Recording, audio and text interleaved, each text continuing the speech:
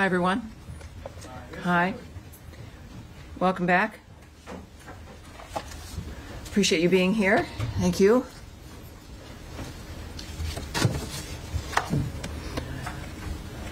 Everyone's set? We're good? Great. Welcome aboard, everyone.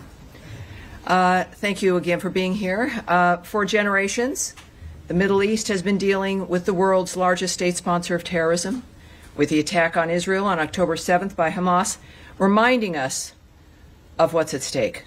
Due to the wisdom of the American people, President Trump's election to a second term has offered the world a chance to see an American leader committed to solving many of the world's existential threats with determination.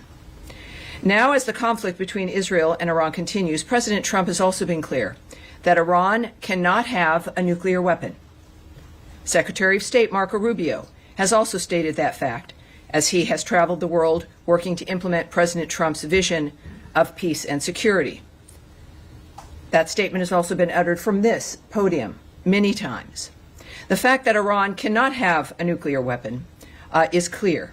As the White House reminds us, since taking office, President Trump has clearly stated no fewer than a dozen times that Iran cannot be allowed to have a nuclear weapon, for anyone who's unclear on that fact.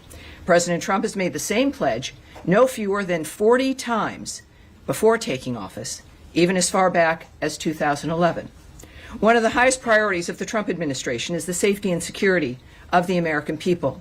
To that end, the Department of State has established the Middle East Task Force to help coordinate support for U.S. citizens, our U.S. diplomatic missions, and personnel and diplomatic engagement. The task force is operating 24 hours a day. Over the past week, to help keep U.S. citizens informed, we have issued more than 30 security alerts to countries in the region and updated the travel advisories for Iraq and Israel. We remind U.S. citizens not to travel to Israel or Iraq and not to travel to Iran under any circumstances. We continue to monitor the complex and rapidly evolving situation on the ground as we continue to assess and address the needs of U.S. citizens. We urge all U.S. citizens to regularly visit travel.state.gov for the latest travel advisories and security updates, and to enroll in the Smart Traveler Enrollment Program, also known as STEP, to receive timely alerts and guidance from the State Department. For Americans needing assistance, and there we have a bit of the website there for you, call +1 202 501 4444. That number again is +1 202 501 4444. If you're on that website, you can also click on that red box. It will take you to a page where you can search for the embassy of your interest, where you are, where you would like to connect to be able to get help from the embassy in the country where you are. And of course, the number's there as well for your closest U.S. embassy. I also want to add a couple other things here as we're dealing with this. It is certainly a rapidly evolving dynamic, but to conclude the topper here today, I want to recognize the State Department and other U.S. government teams around the world working under threat on behalf of the American people, particularly those in Israel and Ukraine, who spent another night sheltering in bunkers as they came under attack. Our priority is the safety of Americans overseas and here at home. It is the priority of Secretary Marco Rubio. It is the priority of everyone who works in this building, and the thousands of American citizens who work anonymously and whom you will never see, who are working in embassies and consulates around the world and working with those local nations to be there for American citizens and to help facilitate American diplomacy. Our priority is the safety of Americans, yes, here at home, but also overseas. We thank all of those working on behalf of the American people, all of you watching from home and from around the world. We thank you, and for everyone around the nation, we know and honor your work as we begin another briefing here, ready to take your questions. All right. Yes, sir. Yes, hi, Ken. Thanks. Thanks for that. Could you give us some more details on this task force, how it's going to work, and specifically if it's going to help Americans potentially leave the region be repatriated, or depending on the countries that they're in, and any more details you can give on that. Right. I won't be giving you, just as a reminder of how today is a little bit of a different day for the briefing. There is always things that I can't say to you. And yet we have a long back and forth. Sometimes we have a little bit of a debate. I won't engage in that today. My responses will be perhaps a bit quicker than usual, and I'll be moving around more quickly to reach as many of you as I can. There will be less than I can answer for you because of the circumstances that we're dealing with around the world. So it is, just want you to know it's not personal, but we're working on certain things like the task force as an example. The task force is a group of people who are working, taking the calls of people, of American citizens around the world, making sure that they get connected with what they may need in that region. I won't go into the details of all that the task forces do, of course, but it's about information, making sure people here at the State Department and people that we get the information we need, but also people around the world, American citizens, get directed to the information that they may need as well. So I'll leave it at that, but this is something that the State Department does when there's a situation that requires it, and this is one of those times. Tammy, I'm sorry. Could I just ask Sure, about the Matt. phone Sure, number? of course. That phone number that you get, if you call that number, which I can do right now, right, who do you get? You get an individual who is Task force, or no, you don't get the task force. That phone number is a general phone number.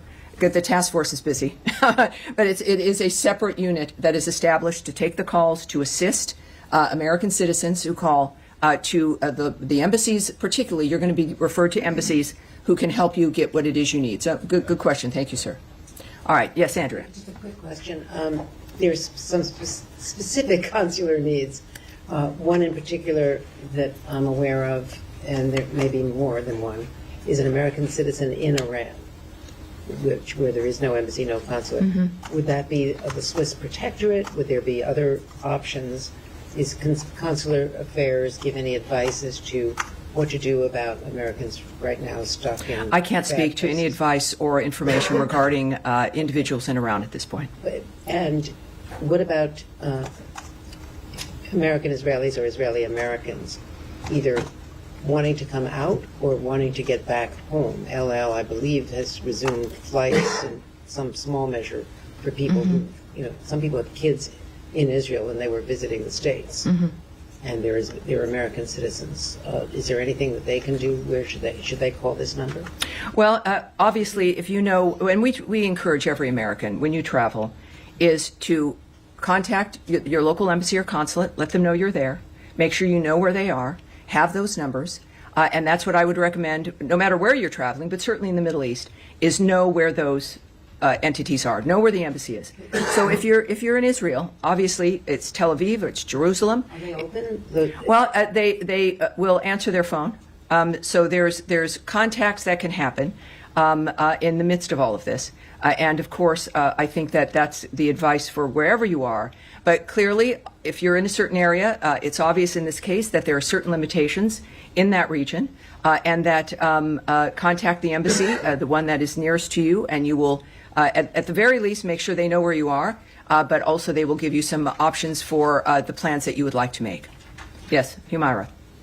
Tammy, I understand your limitations, but I have to ask this. I know you do. It's your job, and I appreciate that. I'm here to take questions, not necessarily always answer them. Yeah, last Yes, night ma'am. President Trump said he wants a real end, not a ceasefire. So does the United States support or pursue regime change in Iran? Or are we just talking about dismantling Iran's nuclear enrichment? And would that include the United States helping Israel strike forward? Well, I'm certainly not going to characterize what President Trump says or tweets, for that matter. He doesn't need characterizing. He's one of the most transparent, one of the most clear individuals that we've known. I think that we can take his word for his word, but I'm not going to speculate on, in a larger sense, what that would mean. That is up to the president. He is the singular guiding hand about what will be occurring from this point forward, as he has been. And I think that dynamic is pretty clear. He says he wants an end, as he has said about every conflict that he has, as a peacemaker, worked to stop peacefully through diplomacy. That has been his commitment. And he wants these things, as he said about a number of situations, not for a month or 6 months, but durable ends to this nature of forever wars. And that has been his posture, and that's his posture now. Okay, I have an easier follow-up. Yes, ma'am. How many people... I'll take a hard one, too. I'd say. How many people so far have contacted U.S. missions in Israel or elsewhere, American citizens, seeking help to depart the country that they're in the Middle East? Yes, I won't discuss those details with the numbers involved with the Are you embassies. guys planning to facilitate charter planes to get people out or military evacuation? I will not discuss what our plans are in that regard. Yes, ma'am. Just to follow up on that really quickly. Sure. Are you guys considering at all operations that would help Americans who want to leave the region from evacuating? I know that our commitment is to the safety and security of Americans around the world. All right? Yes, sir. And Yes, sir. Go ahead. Tammy, would the U.S. government like to see a regime change in Iran? First of all, I'm certainly not going to remotely address that. It would require me to speculate or speak on behalf of the president, which I will not do. What we've seen, though, is clear, is months and repeated statements that all he wants is a peaceful world. His activity and the nature of the actions that the United States has taken and his special envoys have been rooted in one thing, which is negotiations, looking for diplomatic solutions to generational problems that he wants solved diplomatically. That has been his constant posture. And there has been nothing that has changed in what he wishes for, what he would hope to accomplish. And so, of course, that's not something I'm going to address. Is the U.S. government and the Israeli government on the same page when it comes to the intelligence about Iran's nuclear weapons program? That is a question for the White House and perhaps the NSC. That's not something I can answer here. Nadia. Thank you, Tammy. The president said you want to see Iran offers unconditional surrender. I'm not going to ask you to comment on the president's statement, but I'm going to ask you if the secretary is involved in any kind of diplomatic missions with his allies, with the Germans, with the French, trying to offer something to the Iranians as a way out. Well, I, again, would not speak on the details of any diplomatic conversations if they occurred, between whom, what those details would be. We know, of course, the Secretary and the President were at the G7. Their constant work from the moment they came to office has been to, and certainly Secretary Rubio, was to open up conversations and to lead the world through diplomacy to make a difference. But that's the only thing that would guide me when it comes to the nature of the decisions they're making at this point. Yes, ma'am. Without getting into the details of the conversations, is the door to diplomacy with Iran on its nuclear program still open from the U.S. perspective? That would be a decision made by President Trump. Have you heard from the Iranians signaling interest in continuing discussions?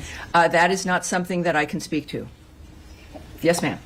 Going back to the consular piece of this in Israel, the latest security alert from the embassy there still says that the embassy is not in a place to evacuate or directly assist Americans. Do you have any timeline on when that might change for the Americans who are stranded in that country?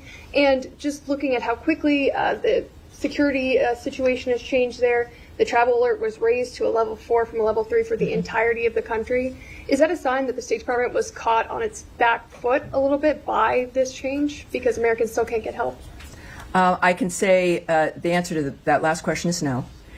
We are working 24/7 to ensure the safety and the security of Americans around the world.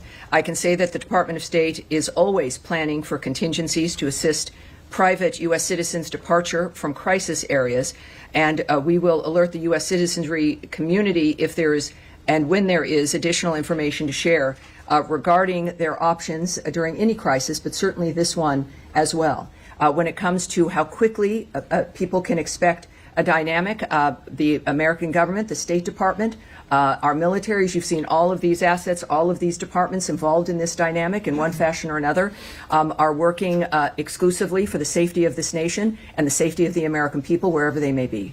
Yes, sir. Thank you, Tammy. At the top, you said that you're advising U.S. citizens not to travel to Israel or Iraq or Iran under any circumstances.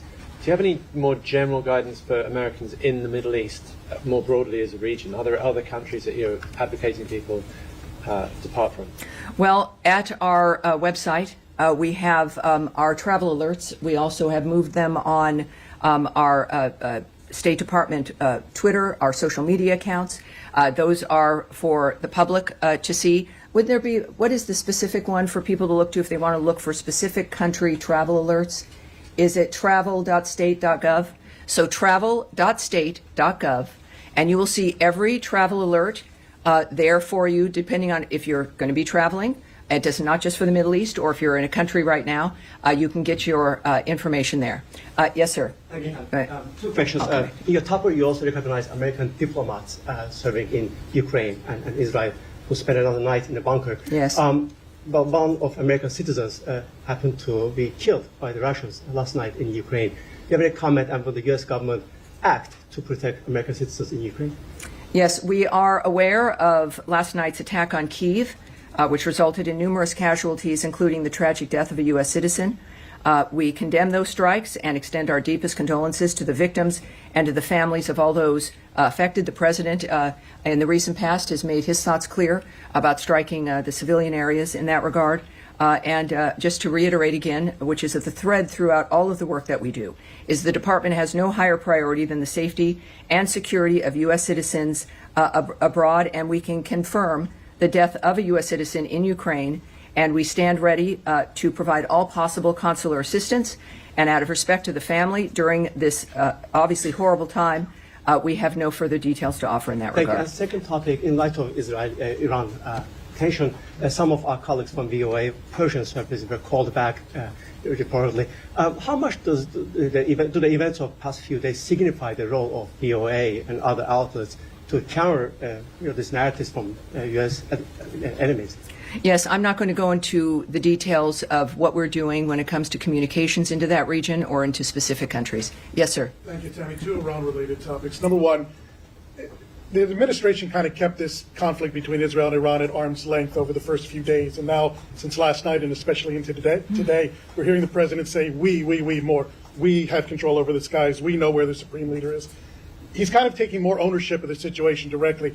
Is that feeling trickling down to this building as well? Is there more of an ownership of the situation in the State Department as well? Well, I again can't characterize the feelings of the President of the United States. We know that he is our lead. We know that he is the guiding hand. We know that he is one of a few who know all the details, and he is clearly has a mission and an agenda that has involved diplomacy and changing the world for the better for people. In the meantime, of course, things change. Our experiences change. He's making comments that are a reflection of what what matters to him, and of course, what matters to the president matters to the State Department and every other department. I think that it is fair to say that his leadership and his reelection to the second term was because people here in the United States were tired of the status quo, and what the world has seen is a peacemaker and someone who can make a difference, and that's what they're looking forward to. Question. Can I get in one more? One more. There's no special envoy for Iran. Several key locations in the Middle East don't have a confirmed ambassador. We speak often about the day after situation in Gaza. What about the day after situation in Iran? Is the State Department ready for it? Well, the State Department and the Trump administration, while you may not see things immediately, just because it's not maybe in the news or you're not present for things that occur, doesn't mean they're not occurring. I would remind everyone that the State Department, as I've found out, is sort of like the military. It's 24/7. It is not something that is a basic 8 to 5 dynamic. And it's because people are working around the world constantly. It is literally their mission. Personally, their work is what they do and are committed to. So while you may see a certain thing in a static framework, it doesn't mean that we have not worked on that or are not working on that or that things will begin to happen. So it's just a reminder that it's not about the day after. We are working before, during, and after. It is the anticipation of people with history and an experience when it comes to the history, not just of a building and of a department of the United States, but the history of people working on diplomatic issues throughout the world. And they work for this department. They are committed to those issues, and that is what makes the State Department so effective, in addition to the leadership that is afforded by Marco Rubio, as guided by Donald Trump. Yes, sir, you've been waiting. Tammy, the NATO summit is in The Hague next week. Yes. President Trump and Secretary Rubio came back early from the G7 summit because of the nature of what's going on in the Middle East. if this situation is still unfolding next week, should we expect some kind of changes to the delegation, changes to travel? Should we be anticipating that if the situation is still ongoing? You know, I can't tell you if anything will change. I know it has not so far. But as we have experienced from day to day or even sometimes hour to hour, things do change. This is a very dynamic event. We've all had our special situations that we're interested in, and we all want diplomacy to work, and we've been cheering on summits and ceasefire discussions, et cetera. This is something that is moving, as things tend to, very rapidly. So I would say that anything is possible. But at this point in time, that is still certainly on the books. But that's going to be obviously that's a presidential trip. That's going to be up to the White House, and I'm sure will be affected by their decision making based on what they see. Yes, sir. Thanks, Tammy. Two questions, please. First of all, can you tell me, sir? Yeah, Alan Fisher from Al Jazeera English. Very good. How do you do? Fine, thank you. The U.S. intelligence assessment on March 26 was that Iran was not working towards a nuclear bomb. What's changed? That the U.S. position seems to be that it was very close. Well, again, I can't speak to intelligence assessments, what may or may not have changed, or to the fact that it is President Trump and his team who are seeing things that matter when it comes to the decision making. And I think that that's what's happened here. Second question is if the president in his first term was willing to give the Taliban 18 months to come up with a deal, why was there only 60 days given to the Iranians to discuss something which is much more complicated? Again, I'm not going to discuss the details of the decisions made by the president. Andrea? No, I'm just saying that was Tulsi Gabbard's testimony in open session to the committees. Well, yes, and as I've noted, today is not that day. Next, yes? Yes, sir. Tie in the white shirt. Thank you. Were you just suggesting that? Andrea, we're moving on, please. Let's please be able to manage this. Sir, in the back there. Thank you, Tammy. My question is, the other week we were talking about the negotiations between Iran and the U.S., and the president was very optimistic about it. And now drastically everything has changed, and we are talking almost about a full-scale war between Israel and Iran. How do you name the procedure right now? Has the negotiations failed, or how can we name it? My second question will be, the Iranian state TV has been targeted by the Israeli Air Force. How do you see that? Do you see a state TV channel as a legitimate target? Well, you'd have to ask Israel about their decisions when it comes to the choices with what they strike and what they don't. And on your first question, which now is already, what was your first question? My first question, after all this, after these escalations, how do you name? Oh well, the I would say that you would look to the President of the United States for how he is characterizing what has occurred, and he is very open and transparent with that, and does it with his many conversations with the media and also on Truth Social. He is clearly accessible, certainly with his remarks, and he has said a number of things on social media that I think might answer your question. Yes, Saeed. Thank you. Very quick question on Gaza. Can I do that? Of course. Well, yeah. Are we continuing still with it? I will come to you on Gaza, Saeed, I promise. But let's continue with the topic at hand. So yes, sir, in the back. Thank you so much, Tammy. Two questions. One question on Iraq related to Iran. Iranian-backed groups Qatar and Hezbollah threatens the U.S. against interfering in the Israel-Iran conflict, which they said any American intervention in the conflict would prompt the group to target the U.S. interests across the region. Have you reached to the Iraqi government, and what's your message to these groups? And the second question, what's the State Department's assessment of diplomacy? Have you put diplomacy on a side, or you still believe that diplomacy can work with Iran?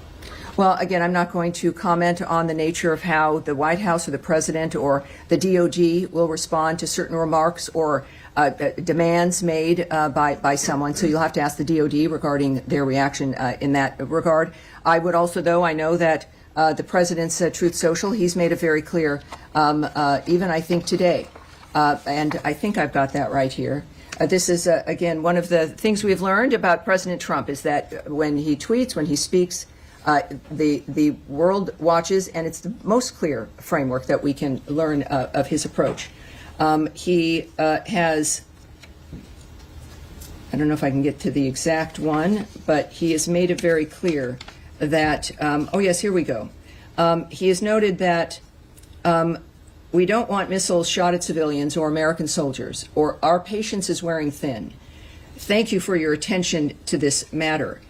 He is making it clear, I think, here regarding certain choices on the ground that are being made, and that what we've asked for regularly is, and what he has made clear is that we were not a part of the initiation of this, certainly.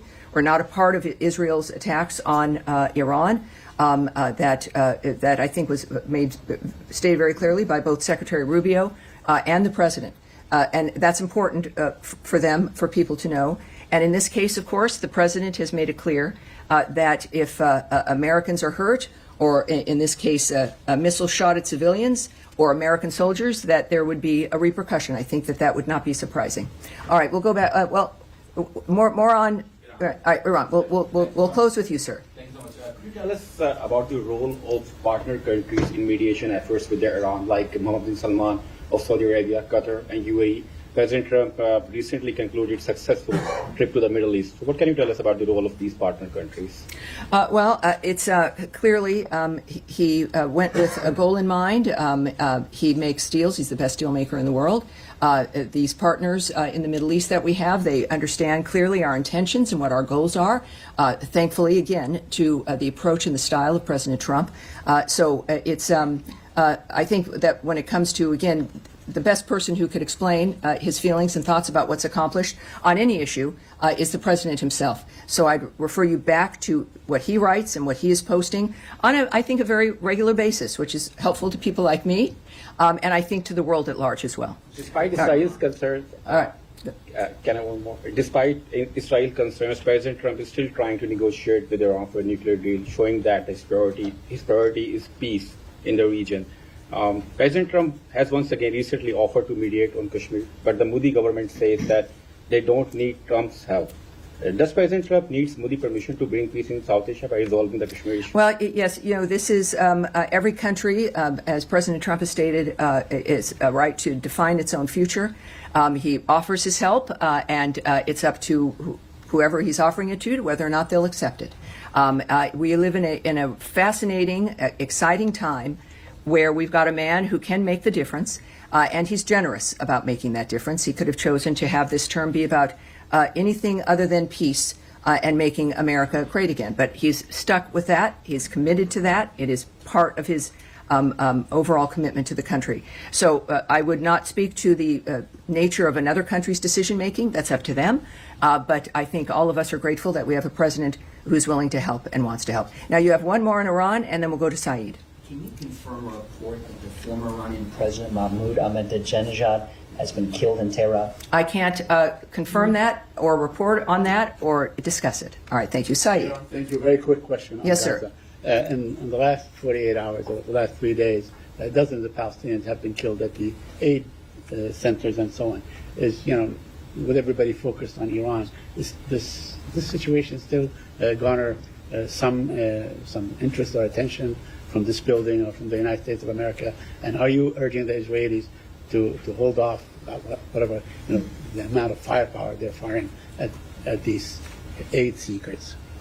Well, we, of course, are always saddened to hear reports about any mass casualty situation or shootings. I don't know who isn't, no matter what the dynamic. The IDF has said a particular incident is under review, and that is helpful. And we'll see what their review comes up with. And in the meantime, I think it is important also when it comes to the nature of the efforts to get aid and food to the Gazans. We now know, can report that the Gaza Humanitarian Foundation now is working at 4 distribution sites and has distributed nearly 26 million meals to date. So it is, again, a conversation about whether or not the State Department cares. Every day there's a demonstration. And when we think about the State Department, it's people. It's people who've committed their lives to a diplomatic life, to a life of foreign service, to a political life, to try to make the difference for the world. So we see that manifesting here. And as we also know with today's events and today's conversations, there's a reason why we need people like President Trump and the American commitment to peace abroad. All right. Yes, okay. Yeah, it's been reported over the weekend that the Secretary of State Secretary, actually the President, Yes. would expand the travel ban to 36 other countries. A lot of them, from what I understand, are in Africa. There's already 19 countries that are affected by the travel ban to a different extent. Can you share any details, elements you have on this plan? I can speak a little bit about it, not into the detail of what about the decision making or the process in that regard, but we are, of course, committed to protecting our nation's citizens by upholding the highest standards of national security and public safety through our visa process, in particular, as laid out in President Trump's Executive Order 14161. Protecting the United States from foreign terrorists and other national security and public safety threats, the visa adjudication process has got to ensure that U.S.-bound foreign travelers do not pose a threat to the national security and public safety of the United States. That is, I think, a very low bar and is a bar that every nation should be able to adopt. To protect the national security and national interests of the United States and its people, the Department of State and other U.S. government agencies assess other countries' security capabilities, information sharing, and identity management practices, exploitation of the U.S. visa system, such as overstay rates, and failure to facilitate the repatriation of their removable nationals. So, noting where a country, perhaps as you did, is located, the geo position, the actual location of a country, is not a factor, or what continent that country is on. These are about very specific aspects about whether or not the United States feels it can trust the information we rely on those countries for to determine whether or not they'll get a visa. We don't, we rely on the vetting and the presentation of information from other nations in order to say, yes, you can, or you can't come.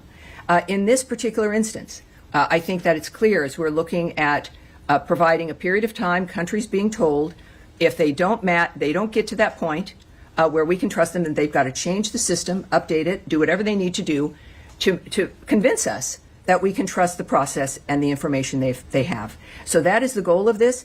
The Secretary will have the discretion to determine whether or not someone is on that list, as we then also continuously vet the nature of what's happening within these conversations. And the goal is so that we can all move forward, so that people can come to the country. And that's our goal. All right. Yes, sir. Yeah, but I don't know why you're so far in the back, Michelle, but I'm sorry. With NPR, yes. Yes. Just following up on that, there was a deadline given for these 36 countries tomorrow to come up with their action plan. I wonder if you've heard back No, from any of them yet? that's incorrect. I can just tell you that that's not correct. The fact is that they will have a considerable amount of time to rectify whatever the situation is that the State Department is determined is affecting the nature of our trust in how we issue a visa. All right? Yes, and we'll take... Yes, sir, with the beard there. Yes. Thank you. Has the United States... Can you tell me your name, sir, and your outlet? Mustafa Abdo, Shafaq News. Okay, welcome aboard. Thank you. Has the United States received any official request from Baghdad to help prevent Israeli overflights in Iraqi airspace? And what is Washington's response to such a request? Again, you would need to speak to the Department of Defense and the White House regarding that. I won't speak to the details of conversations, certainly about anything of that matter involving any country. And I think that will be it for today. As we return, thank you all for your patience, and I expect to see you again later in the week. Thank you very much, everyone. Thank you. Appreciate it.